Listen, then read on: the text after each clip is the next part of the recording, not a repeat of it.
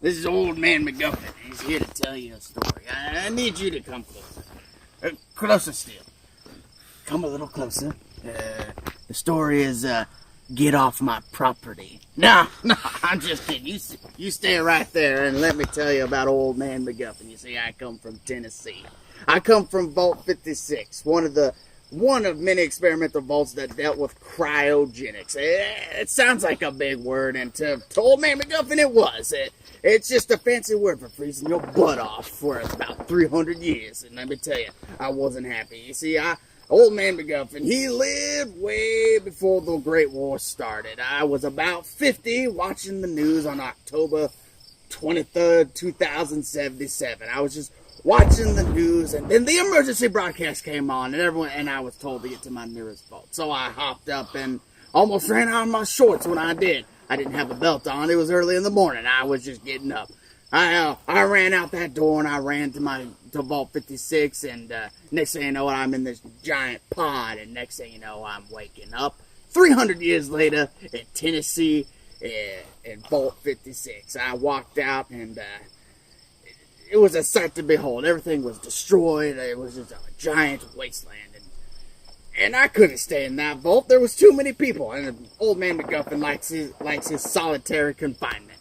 And so I decided to head out. But old man McGuffin didn't know where to go. And until I heard about this great city of Joplin, Missouri, by a random caravan that was passing by.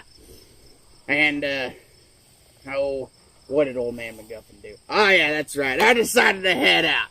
I went west to Joplin, Missouri. And it took me 2 years to make that trek, let me tell you. First year, it took me 1 year to get from Tennessee to the boot heel of Missouri. And I'll tell you why. It was a long trek.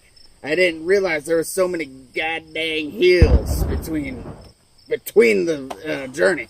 And so I'm traveling. I get to the boot hill, and it's that little section off Missouri that looks like a boot heel. You probably haven't seen a map because some maps are destroyed nowadays. But back before the Great War, there was a map of Missouri, and Missouri kind of looks like this. And when you get down to the corner of it, there's like a little boot heel that comes out, that juts out of Missouri, and it's called the boot heel of Missouri. And it used to be a university town of some sorts, and it was just bustling with kids getting an education. And I've never been there myself before the Great War, but that's what I've heard. And but now, don't go there. It's dangerous. It's full of feral ghouls, and it's a swampland. It's just such a giant swamp. If I didn't have hero old Betsy here, I would have never made it. And I did make it. I'm sitting right here telling you the story of old man McGuffin. And then 6 months it took me from the Boot Hill, Missouri, all the way to Branson, Missouri. You never heard of Branson, Missouri? I'm surprised. It's pretty popular. I didn't know it myself, though. Come to think of it, I didn't hear about it until a random passerby came by. He's like, hey, you ever heard of Branson, Missouri? I'm like, sure as hell I don't. He's like, it's a mystical wonderland full of ghouls that were before the war, and they're performing right now for anybody who wants to come. And I was like, well, I gotta get me some entertainment. Where do I go from here? He pointed west. He told me just go start heading west. You'll surely eventually hit it. And you know what? Old man McGuffin did. He went west and decided to go there. It took me about 6 months to get there, because the bottom of Missouri is just filled with swamps by now, mostly due to the nuclear fallout. And I decided to go. It took me about 6 months to get there. I met with a band of intelligent deathclaws. That threw old man McGuffin for a loop, because I didn't know whether to talk to him or shoot him in the face. And let me tell you, I'm glad I didn't shoot them in the face, because they have really long claws that would have slashed my face off, and I wouldn't have appreciated that. No siree. So I decided to leave them alone, and then I ran into some Miagwai, the radiated bears of this place. Let me tell you, I almost got my face scratched off. I still got a wound right here. It hurt pretty bad, but I had a jar of rot gut, and let me tell you, I just poured that on that wound, and whoo, it knocked me on my ass, but it did its job. I got healed up real quick, and then I continued my journey to Branson, Missouri.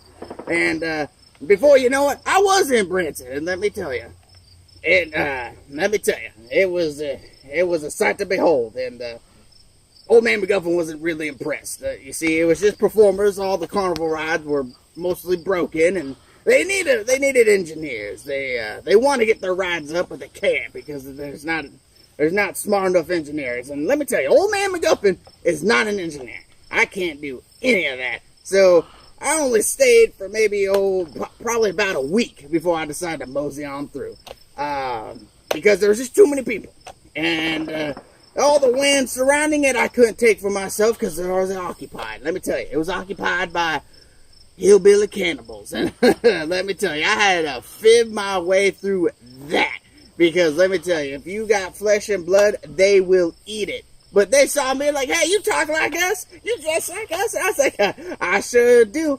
Allow me to make my acquaintance. My name's Old Man McGuffin, and they took me right in. I stayed in there for about a week. It was the toughest week of trying to pretend I was eating meat. Yeah, Old Man McGuffin doesn't eat meat. It's, I'm not an animal, you see. When you eat human meat, you start getting the shakes. And let me tell you, these hillbillies were shaking like maracas. And I was like, that ain't for Old Man McGuffin. You see, when they handed me a plate of that meat, I decided, I was like, oh yeah, this looks good, I'm gonna eat it. And then I tossed it over my shoulder, acting like I was really eating it. And thankfully, one of their rabid dogs ate some of that meat before anybody caught on to what I was doing. About a week of that, I decided, you know what, it's best time I move on, because I can't take any more lying. And they were going to catch on soon enough. And I walked up to I-44. But before that, just make sure you don't go to the Ozark Hills of Missouri. It's just full of hillbilly cannibals, and they're pretty dangerous. They'll attack caravans. They'll attack people just wandering the waste, and they'll eat you. And it's not a pretty sight, let me tell you. And what did I do next? I can't remember. Oh yeah, that's right. I went up to I-44, and it's a decent sized highway. Nothing to be proud about. I don't know why Missouri was proud about their highways, but I guess they were. And I decided to take I-44, and I saw on the signs that it goes straight to Joplin. And I'm like, I should take this, and I'll take it. And some of the section of the highway was missing. There was tiny gaps that I could jump over, and then some gaps were big enough. I'm like, Old Man McGuffin, you cannot make this. Your knees aren't what they used to be. So I had to climb down and climb back up. And next thing you know, I was in Joplin, Missouri. I found myself here right in Woods End. And I was like, whoo-wee, this is a lot of land for myself. I think I'll take it. And I did take it. And then I started, then I bought some Brahmin with some of the caps I had left over from all that 2 years of trading and walking. And I brought a Brahmin. Next thing you know it, one Brahmin became two. And then two Brahmin became a whole herd of Brahmin. I became a Brahmin farmer. Because back in my day, I used to be a cattle farmer before these cows started mutating and grew two heads. I about had 20 heads. 40 if you're counting both heads. And then next thing you know it, the Brotherhood of Steel decided to march in and take Waterpaw for themselves, which forced the people of Waterpaw back down to Woods End, and Old Man McGuffin didn't like it. I told them, get out of here, and they said, we can't, we got nowhere elsewhere to go. I'm like, you can mosey on down over there, and you can find yourself some more land for your own. They said, we can't, we don't have anything left. And I'm like, you know what, you don't get out, I'm gonna shoot you.